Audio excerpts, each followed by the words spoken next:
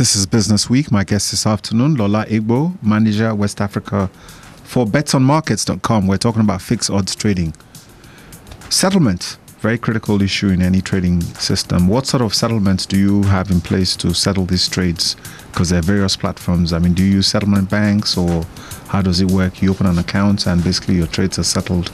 Yes, it's very simple. For you to trade on the bettermarkets.com platform, you need to open an account, and you can fund your account. I know that it's usually a major concern for new traders, especially. They want to know how to fund their accounts, and most especially how to get out their earnings.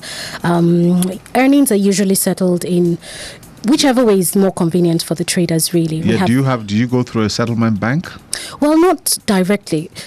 Every settlement, all the funds, are they paid into your account, or do you have an account under your platform? We do have banks who hold the funds, in the sense that we don't directly handle the funds. So in that regard, the settlements are paid out through our bankers directly to the traders, depending on what methods they have chosen. Now, that's fine.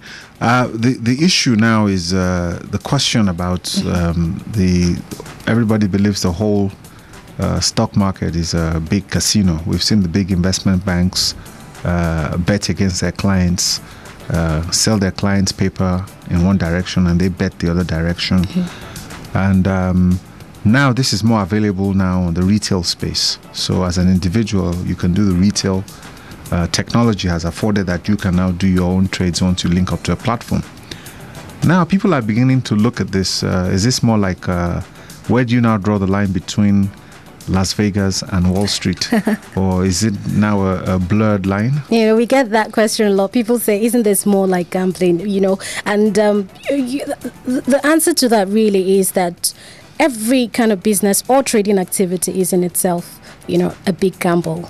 And the good thing with fixed odds trading is that you can place a cap, really, on what your risk is. You can place a cap on what you could potentially lose. Every kind of business activity does bear the risk of, you're making losses. So it's about it's about understanding your risk profile and understanding what you're comfortable with in terms of the exposure you give to yourself, and most importantly, understanding that you should never trade with funds you can't afford to lose. I think that's important to note. Well, sometimes some might say that speculators do have a role to play in the market, in the sense that if people spot trends and they move into those trends to take advantage, it helps to equalize the market and put the market in so-called ceteris paribus, an economic term for equilibrium.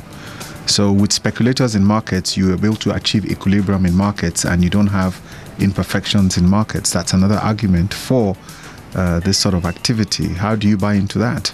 Well, I think it is a valid position, yes, because, having the more players you have, in the financial markets, the more the chances are to achieve that balance that you have made reference to.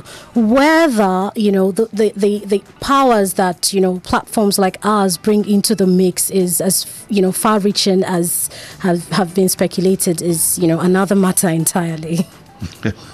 Anyway, let's take your next song, and then when we come back, I want to talk about the application of this vis-a-vis the Nigerian markets.